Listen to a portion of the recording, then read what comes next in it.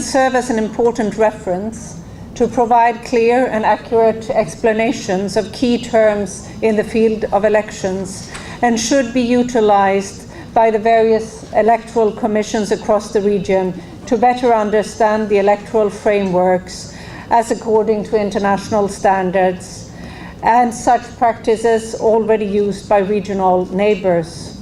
But as Councillor Salman said, it's also important for everyone else who is working, of course, and is interested in the electoral processes and in politics in general.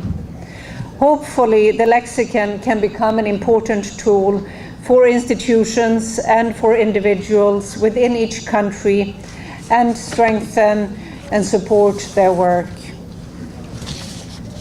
Much of democratic transition processes depend on approaches taken towards elections and to reforming institutions into robust, democratic and effective governing structures. Sweden's commitment to aiding countries in the region to realize its goal is unwavering. We look forward to continuing our support in close cooperation with partners to help creating strong, sustainable electoral frameworks. Sweden has a long-standing engagement in the Middle East and North Africa region.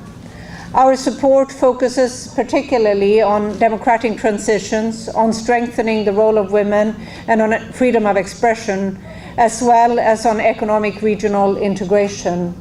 And much of our work is focused precisely on regional cooperation and linking different people, different countries in the region stronger to each other. Over the last few years, we have increasingly given strong support to the region's transition processes through various interventions, not least through our strong partnership with the UNDP. This project is one of the many good examples of our sustained and successful cooperation and relationship with UNDP. Also, in a wider regional context, Sweden and UNDP work closely together to support the countries in the region, utilize best practices and help further capacity building and knowledge networks of regional partners. In this work, it is of course imperative to acknowledge that the region itself must bear the ownership of its own transition and the legacy of its own frameworks to be implemented. But we are partners and we stand ready to share experiences, to give support that may be needed to allow all the countries and people in the region to flourish and their newfound desire for independent democratic governance. Thank you. Meeting in other workshops and conferences where I've been talking on electoral subjects. So probably what I have to say, some of you have already heard me saying it again, might be a bit boring. I will be brief anyway. And what I have to say basically is that, first of all, as a professional in the electoral field, I feel very glad of seeing this occasion after about 1.5 years of hard work, research and study of practitioners, experts, linguistic people, communication experts, and students and researchers of democratic politics to come out finally with this first edition of the lexicon. This is the seed of what may become one of the most important knowledge tools to deal with electoral affairs in the Arab world. As far as we can gather, because we've been talking about this with Philippa and Fedi Awad and other people working in the project, this is the first knowledge tool on elections in Arabic coming from the Arab region, addressed to Arabs, and then the references are in English and French for people who might like to see how the most frequent concepts on elections are dealt with in Arabic. So it's not a translation of materials in English and French, is an approach within the richness of the Arab language to the varieties of wording on concept dealing with elections, so that it can be helping the understanding and the practice within the Arab region. There are other languages of an international scope, like Spanish, my own language, mother language, or English, but the variation within these languages is not like in Arabic. In Arabic, there is more varieties of linguistic uses in the different countries. So to have a tool like the lexicon certainly will help a lot in the development of electoral research, electoral studies, and electoral practice. I want to make basically two main comments. One is dealing with the importance of the lexicon for the development of election administration as a profession. Professions started in the world centuries ago, starting with philosophers and lawyers. But as a profession, I think that the law profession was the first one. Much later, it became the medical profession, late in the 16th century, as a profession. And then, in the 17th century, the natural sciences, and really it is a product of the late 19th century and 20th century, the development of humanities as sciences, political science, sociology in this order, sociology, psychology, economics, and political science. So the development of profession, we can say, in general, is something very modern, very recent. In the field of elections, in some regions of the world, this has already been developed or is still developing as a profession. In the Arab world, it is starting developing as a profession. So I would like to mention the four main elements of a profession and then see how the lexicon can help development of these four elements. Any given profession has a book, not one book, but a book. The book, let's say, the codification of knowledge, where the theory, concept, and practice of that profession are codified so that all professionals can take. Thus, it's not a book, but it's a set of elements as the literature of the election, as the scientific foundation of the election. In this sense, I repeat what I said at the beginning, that the lexicon is the first single more important product in the Arab world which can contribute precisely to this development. With a language so rich as the Arab language and with so many variations and still keeping a core which is classical Arabic, to have this product will help the building of the body of knowledge of elections and the accessibility to that body by people from the different countries. A second element of any profession is the code of ethics, the deontology of the profession. In the field of elections, we have these days many codes of ethics. They are basically in the core, they are the same, but you can find a code of ethics developed for electoral observers. You have a code of ethics developed for election administrators. You have a code of ethics developed for judges dealing with elections. But each code of ethics has to adjust to each reality in regions and within countries.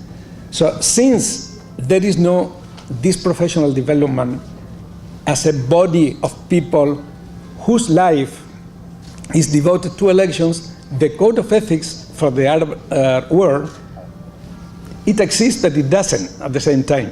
Of course there are code of ethics which are used by observers, but we don't have something that everybody would acknowledge, well, this is the code of ethics for the profession in the Arab world. Why? Because that profession has not grown, has not been still fully consolidated. So the lexicon can contribute again on this. A third element of a profession is a diploma, the certificate. It is interesting because in the field of elections, like in the old medicine, for example, we have people working whose basic skills, professional skills, come from law, economics, engineering, IT, a variety of professions. That's fine, that's perfect. But then it is good to have some kind of certificate saying, okay, this person whose basic skills is in law or is in economics is an electoral practitioner. And this should give the profession the sense of belonging and the sense of solidarity. And this is very important because the main power of a professional is the domain, is the mastery of a given field of uncertainty. So when you have an isolated professional, I put myself, for example, I can go and talk to Minister of dealing with election, Minister of Interior in a given country, or the Electoral Commission in a given country. If I go alone as Rafael, I'm just a person, an individual. They might like what I say, they might not like what I say, they may ask me something, they might give me some important ideas on what I'm supposed to do. But my strength as a professional cannot be fully exercised there. Why? Because I'm not identified with a body of how to do things in a given field, and the support of that body and the organization of that body, which I will come to the fourth element, that will give me full legitimacy. In a way, if what I say is a stupidity, they could easily complain to that association and say, look, you sent this Lopez Pintor here. Actually, he was not much interesting to talk to. He didn't have much to tell us which would be of use here. And then the association might say, look, what is it that you are there? I mean, or when you directly run into bad practice in a given election, people dealing with sensitive ballot paper, not taking care of them, etc., well, the association might discuss this when they have the regular forum, the regular meetings, the regular assembly, and say, well, elections were not that good in that place because this happened with ballot boxes, there was stuffing ballot or whatever. And then the association discuss, and you may come to a system with time of rewards and sanctions. And then nobody wants to be sanctioned by his own colleagues. Nobody wants to be sanctioned by his or her peers. This is the importance also of the diploma as the identity card of a given professional. You will not go today, well, some people do, to a medical person without a degree in medicine. Of course, some people still do. They go to, alternative medicine, but this is not the general practice. And finally, there is the profession associated, the association of professionals, both at the national level, at an international level. This is something which existed. Certainly, it all started in Latin America in the 50s, 60s. Then in Eastern Europe, and now expanded a bit to part of Western Europe, the ASEIO, and also there is an Asian association, there is an African association, but the one which works, is more active in this part of the world, in the African continent, is that of the countries of the Southern Cone, of the SADC countries. So this association have developed as an international group, and there have been initiatives in the Arab world in the last few years. Now, we say we because a number of people in this room are engaged on different conditions in pushing the creation of something similar, some network of professionals formally established, and there is already a group of people within which there is a person from Egypt. They are working already in ways, and we are facilitating meetings of these people from the Arab region to really develop the basics to create this type of association. Also, the lexicon, in my view, should be the first tool, knowledge tool, book and electronic, to be in the library of such an association, because being regional, they will have to deal always in publications, in letters, etc., with the wording of electoral concepts in different countries of the region.